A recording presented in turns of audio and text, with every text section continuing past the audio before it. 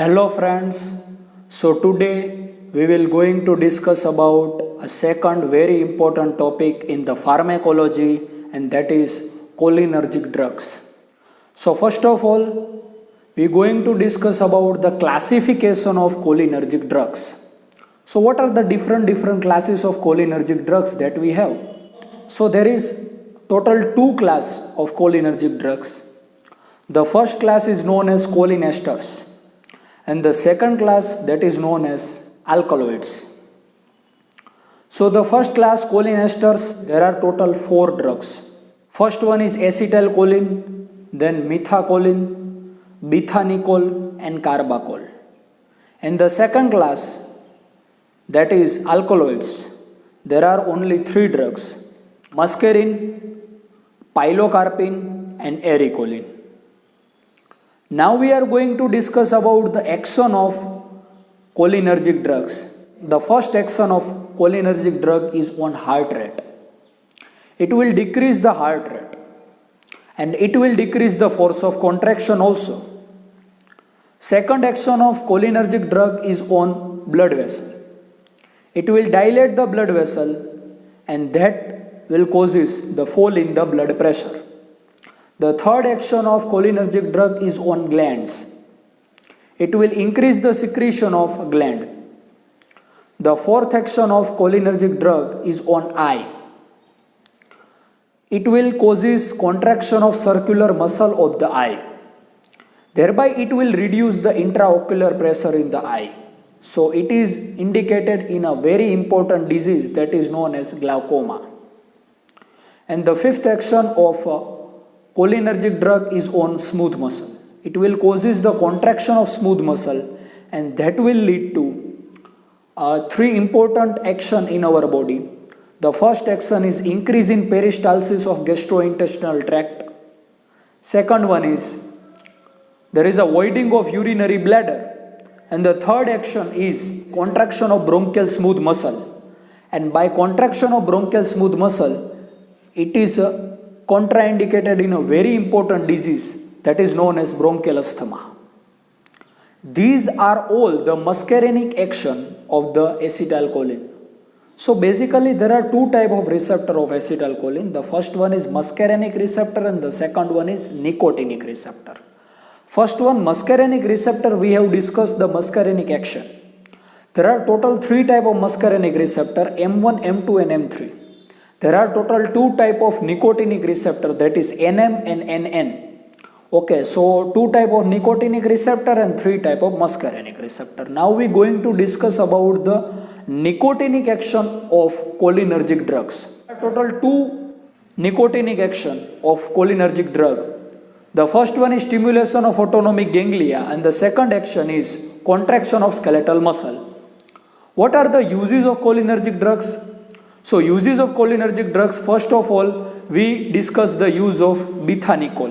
The first use of betanicol is post-operative or postpartum non-obstructive urinary retention. The second use is neurogenic bladder. The third one is congenital megacolon and the fourth one is gastrointestinal reflux. And the second one drug, that is pilocarpine. What is the use of pilocarpine? That is open angle glaucoma. Now we are going to discuss a second class of cholinergic drug that is known as anticholinesterase. So what are the different anticholinesterase? First of all, we will know the meaning of anticholinesterase. What do you mean by anticholinesterase? So anticholinesterase are basically the drugs which inhibit the enzyme that is known as cholinesterase. So what is the action of cholinesterase? The second question that arises in our mind. So the action of cholinesterase is to degrade acetylcholine after the action of acetylcholine. So when acetylcholine releases from the synapse, from the presynaptic neuron, that will goes into the synapse and at postsynaptic receptor it will attach. It will attach and then do the action on postsynaptic receptors. On postsynaptic neuron, it will transmit the action potential. Then acetylcholine will thrown out from the acetylcholine receptor and it will be degraded by a very important enzyme that is known as cholinesterase. So cholinesterase will degrade the acetylcholine and then acetylcholine will resynthesize in the presynaptic neuron. This is the whole process of acetylcholine action. In this pathway, we will inhibit a very important enzyme that is known as cholinesterase. By inhibiting the cholinesterase enzyme, we will inhibit the degradation of acetylcholine at the synapse. And by inhibiting the degradation of acetylcholine at the synaptic level, we will increase the duration of action of acetylcholine at the synaptic level. So now we are going to discuss about the classification of anticholinesterases. So classification of anticholinesterases, there are total two classes of anticholinesterases. It is reversible and irreversible. In reversible anticholinesterases, that are further divided into two types. That is carbamates and non-carbamates. So first one is carbamates. In carbamates, there are different kind of drugs that is known as physostigmine, neostigmine, pyridostigmine, edrophonium, gelantamine, donepezil and rivastigmine. The second class is known as acridine, that is also known as non-carbamates, that involves the one drug that is known as tacrine. And the second class is known as irreversible. Irreversible is further divided into two groups, that is carbamates and organophosphates. The first one is carbamates. So carbamates are carbaryl and propoxur, and the organophosphate involves very large amount of drugs, that is malathion, parathion, diazinon. These three drugs are used in the farming that are known as insecticides organophosphates. Then taban, serine and soman. Taban, serine and soman are basically the nerve gases. And the last two drug is diflos and ecothiophate. So this is a very important classification that is you have to remember. So now we are going to discuss about the action of anticholinesterases. The action of anticholinesterases is, first action is on ganglia. It causes high dose of anticholinesterase, causes persistent depolarization. Second action is on cardiovascular system. The first action of cardiovascular system is through the ganglions. Through the stimulation of ganglion, it will causes bradycardia and hypotension. And through the muscarinic action on the cardiovascular system, cholinesterase causes increase in the heart rate and blood pressure. The third action is on skeletal muscle. High dose anticholinesterase causes contraction of the skeletal muscle. Now we are going to discuss about the use of anticholinesterase drugs. What are the different uses of anticholinesterases? First use is on meiotic, that is called glaucoma. The second meiotic use is to reverse the effect of mydriatrics.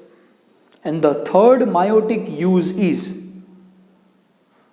to prevent the formation of adhesion between iris and lens or iris and cornea. The second use is myasthenia gravis.